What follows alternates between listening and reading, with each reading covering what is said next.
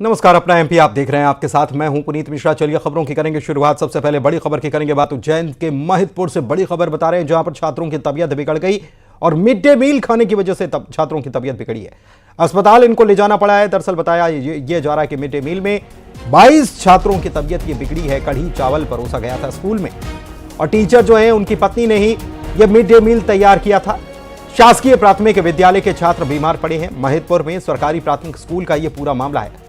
बड़ी खबर यहां पर सामने आई, जहां पर छात्र बीमार पड़ गए और यह बताया गया कि इन्हें जो शिकायत हुई है ये कढ़ी चावल जो स्कूल में मिड डे मील परोसा गया था उसके बाद हुई है। इन बच्चों को अस्पताल में भर्ती कराया गया है। देख सकते हैं आप तस्वीरें। छोटे छोटे बच्चे जिन्होंने मिड डे मील खाया स्कूल में, इनकी तबीयत अचानक से बिगड़ गई और इसके बाद सभी बच्चे जो हैं वो अस्पताल लाए गए। किस स्थिति में लाए गए हैं ये आप तस्वीरों में देख सकते हैं। उज्जैन का महिदपुर का ये मामला है। प्राथमिक शाला है, प्राथमिक स्कूल का ये मामला। कोई भोजन नहीं बना रही, सब कार्रवाई उनकी होती है। कोई संभव भी नहीं है हमारे, कोई समूह भी उनका ही है, अध्यक्ष भी उनका ही है, भोजन बनाने वाले भी वही है और जितने भी अधिकारी हैं मृत्यु में बैठे सभी को आवेदन दिया है हमने। आज तक कोई कार्रवाई नहीं करी। हाँ बोले ठीक है हम समझा देंगे, भोजन बन जाएगा। जिला पंचायत उज्जैन में कार्रवाई की थी भोजन के संबंध में, हमने आज तक कोई कार्रवाई नहीं हुई। ऐसी स्थिति बनी थी, कुछ बच्चे 1:30 बजे के आसपास खाना खाने के बाद उल्टी और पेट में दर्द की समस्या के साथ आए थे। लगभग 24 बच्चे हैं। पहले शुरुआती स्थिति में बच्चों को उल्टी दस्त हो रहे थे। दस्त किसी को नहीं, उल्टी और पेट में दर्द हो रहे थे, बट अब सारे बच्चे स्टेबल हैं। अभी कोई भी बच्चे खतरे में नहीं है, सब खतरे से खाली है। अजय पटवा हमारे संवाददाता हमारे साथ लाइव जुड़े हुए हैं इसी खबर पर। उन्हीं से जानते हैं अचानक से ऐसा क्या हो गया। अजय, बच्चों की तबीयत बिगड़ी, क्या परेशानी बच्चों को आने लगी थी और क्या अब इस पूरे मामले में आगे हो रहा है? उज्जैन से 50 किलोमीटर दूर महिदपुर तहसील का मामला है, जहाँ शासकीय विद्यालय में मध्याह्न भोजन के दौरान जब बच्चों ने कढ़ी चावल खाए तो उस दौरान उन बच्चों को पेट में दर्द होने लगा और उल्टी होने लगी। इसके बाद उन बच्चों को अस्पताल लेकर पहुंचा गया तो जब पता चला कि बच्चों को जो है फूड पॉइजनिंग के शिकार हुए हैं, क्योंकि जो खाना खाया है उसमें कहीं ना कहीं बच्चों को बदबू आ रही थी, जिसके कारण बच्चों के साथ फूड पॉइजनिंग का जो मामला हुआ है। और इस पूरे मामले में ग्रामीणों का भी आरोप है कि कई बार समूह को लेकर कई बार शिकायत भी की गई है। इसके बावजूद भी स्कूल में समूह नहीं होने के कारण दूसरे लोग भोजन बनाते हैं, जिसके कारण बच्चों की जान के साथ खिलवाड़ हो रहा है। ऐसे में अब सभी बच्चों को जो है 22 बच्चे बीमार हुए हैं, उन सभी बच्चों को स्वास्थ्य केंद्र में भर्ती कराया गया है। सभी का उपचार किया जा रहा है, फिलहाल खतरे के बाहर है। सबसे बड़ा सवाल ये है कि जिस तरीके से बच्चों की जान के साथ खिलवाड़ हो रहा है और जिन लोगों की जिम्मेदारी होती है कि बच्चों को अच्छा खाना मिले, क्योंकि सरकार की भी मंशा यही है कि बच्चों को स्कूल में मध्याह्न भोजन जो मिलता है वो बड़े गुणवत्ता वाला मिले ताकि बच्चों का स्वास्थ्य बना रहे। लेकिन ऐसे में हल्की क्वालिटी का खाना बच्चों को मिलेगा और बच्चों की तबीयत खराब होगी तो कहीं ना कहीं बच्चों की जान आप बता रहे हैं अजय कि कोई समूह नहीं है जो मिड डे मील बनाने का काम किया करता हो और यही बात सामने आई कि स्कूल के टीचर जो हैं उनकी पत्नी ने ये भोजन बनाया था। तो क्या इस भोजन की अब जांच की जाएगी? अधिकारी क्या कुछ कह रहे हैं और ये भोजन किस तरीके से तैयार किया गया था? जाहिर सी बात है पूछताछ होनी चाहिए, इस मामले में जांच होनी चाहिए।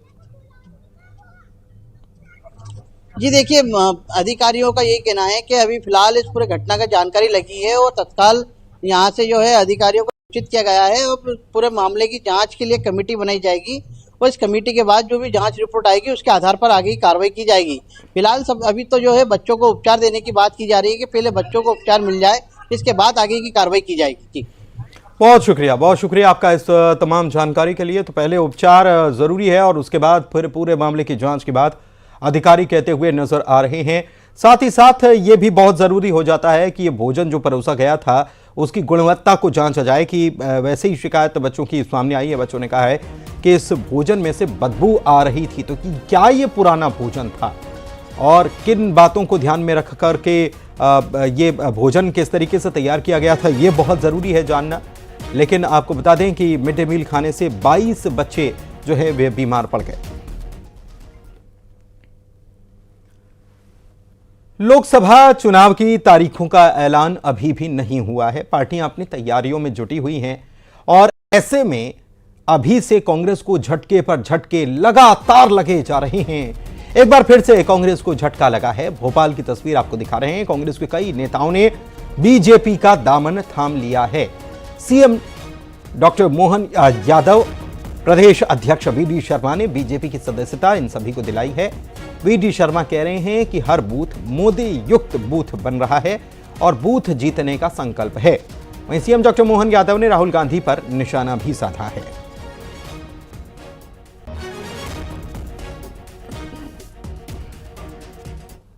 प्रधानमंत्री जी के नेतृत्व में, माननीय अमित शाह जी के नेतृत्व में, माननीय नड्डा जी के नेतृत्व में, हमारे मध्य प्रदेश के लोकप्रिय मुख्यमंत्री डॉक्टर मोहन यादव के नेतृत्व में हम लगातार हमारी यात्रा आगे बढ़ रही है।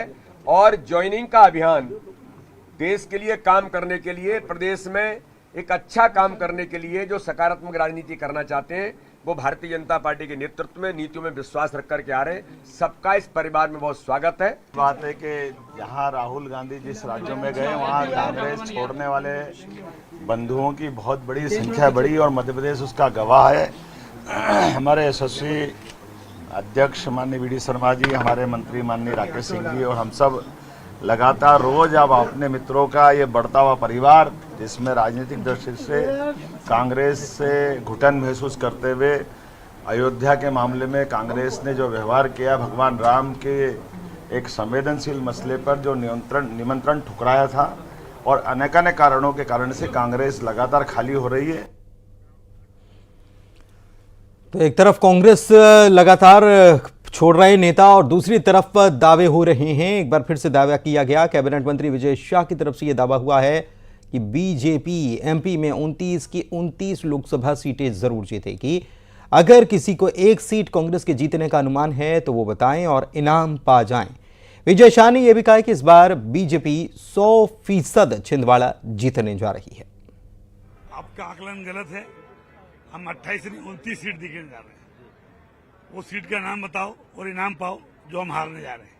छिंदवाड़ा को लेकर कितना कॉन्फिडेंस ले जा रहे हैं? 100% ज्यादा कुछ होता नहीं है, इसलिए 100% से ऊपर मेरा बोलना अतिशयोक्ति कहलाएगा। लेकिन दावे से कह रहा हूं मैं, छिंदवाड़ा हम जीतने जा रहे हैं। तो दावा कर रहे हैं कि छिंदवाड़ा बीजेपी जीतने जा रही है और कांग्रेस ने यह दावा किया है कि मध्य प्रदेश में उनकी पार्टी 15 सीट जीत जाएगी। ओपिनियन पोल में कांग्रेस की स्थिति को लेकर पूर्व मंत्री पीसी शर्मा का बयान सामने आया और उन्होंने यह दावा किया कि हम लोग चुनाव में बेहतर प्रदर्शन करने वाले हैं। 10 प्रत्याशियों की जो पहली लिस्ट आई है उसमें जीतने वाले नाम हैं। पीसी शर्मा ने यह भी दावा किया कि ओबीसी, एसटी, एससी, किसान सभी वर्ग कांग्रेस के साथ खड़े हैं।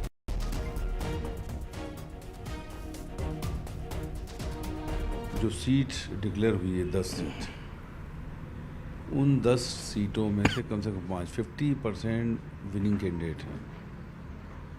चाहे आप बात करें छिंदवाड़ा की नकुलनाथ जी की, आप बात करें मंडला की मरकाम जी की, आप बात करें सतना की जो सिटिंग विधायक कुशवाहा जी, मुरैना की बात करें तो ये जहाँ पर सिटिंग विधायक मुरैना, तो ये सीटें इस समय वो है। और ये मान के चलिए कि जो पिछले समय से कांग्रेस को ओबीसी वोट नहीं मिल रहा था, इस समय ओबीसी वोट भी काफ़ी अच्छी तादाद में कांग्रेस को मिलने वाला है। और अगर ये सब नहीं होता तो ये बीजेपी इधर तोड़ उधर फोड़, ये वो इतने इवेंट मैनेजमेंट क्यों कर रही है? इस बार 2009 की तरह 12-15 से ज़्यादा सीटें मध्य प्रदेश में आएंगी। बड़ी खबर इंदौर से, जहां पर नगर निगम के नेता प्रतिपक्ष ने बीजेपी परिषद के कार्यकाल में घोटाले होने के आरोप लगाए हैं और उन्होंने बिना काम किए 13 लाख रुपए का भुगतान होने का भी आरोप लगाया। दरअसल नेता प्रतिपक्ष चिंटू चौकसे ने यह आरोप लगाया कि विधानसभा 2 के वार्ड नंबर 10 में विधायक निधि से एक संस्कृति भवन का निर्माण होना था, लेकिन आज उस स्थान पर कोई भी भवन आज तक नहीं बना। बावजूद उसके नगर निगम ने 13 लाख रुपए का पूर्ण भुगतान भी कर दिया है।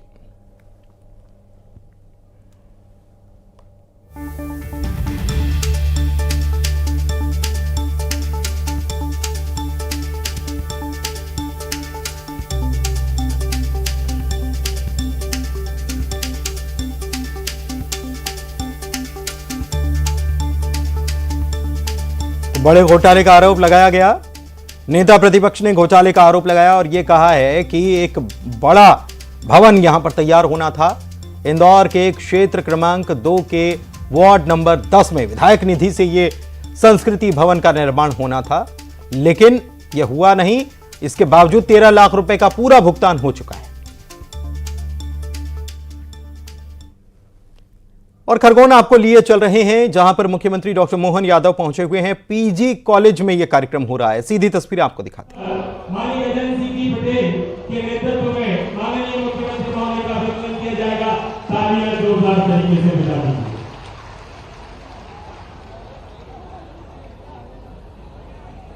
खरगोन संसदीय क्षेत्र की ओर से यह अभिनंदन स्वागत। तालियां तो बजते रहना चाहिए। ये आज ऐतिहासिक पल है। मैं आमंत्रित करने जा रहा हूं ये खरगोन संसदीय क्षेत्र, एक बार जोरदार तरीके से तालियां। ये हमारे खरगोन संसदीय क्षेत्र की ओर से स्वागत और अभिनंदन। मैं खंडवा संसदीय क्षेत्र की ओर से भी ज्ञानेश्वर जी पाटिल जी के नेतृत्व में खंडवा संसदीय क्षेत्र की ओर से भी अभिनंदन यह किया जा रहा है। जब हमारे बीच में अपने जननेता हो तो स्वागत तो बढ़ता है, आतिथ्य सत्कार तो बढ़ता है। मैं श्रीमान जिलाधीश महोदय खरगोन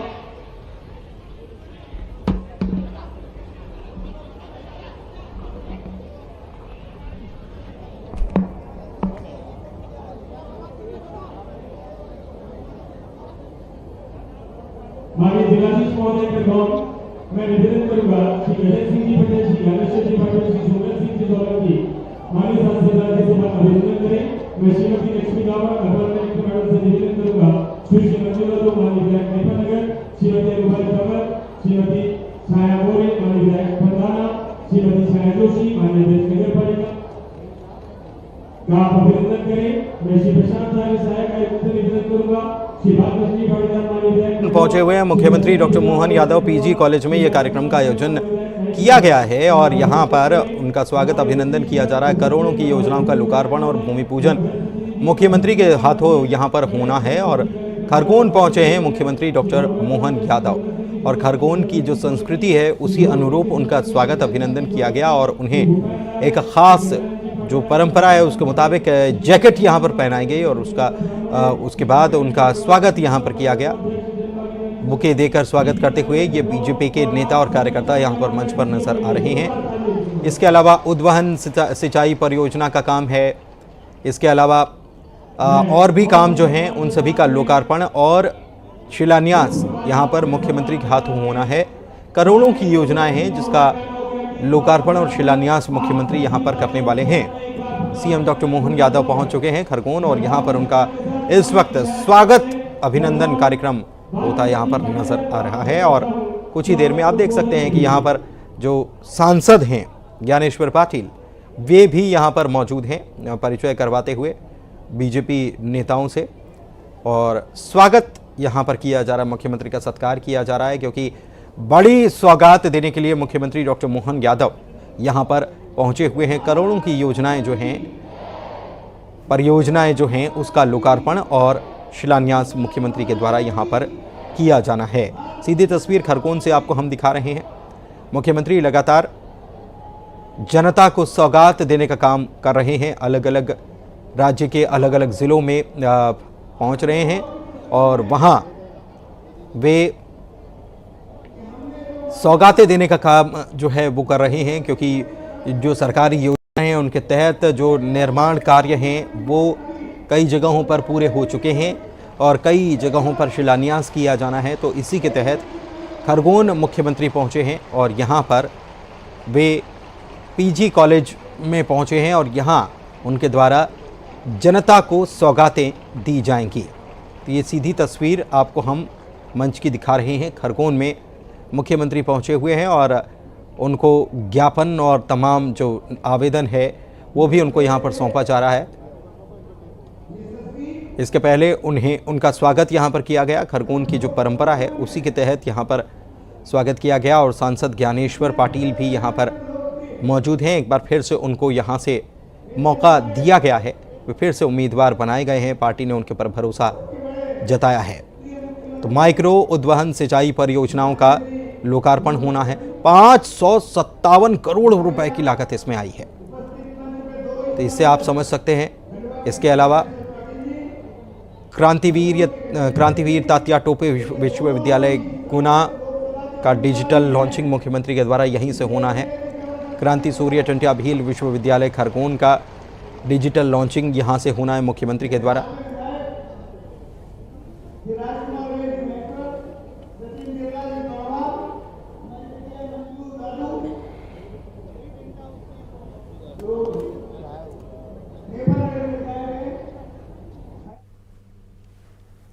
और यहां वक्त एक ब्रेक का है।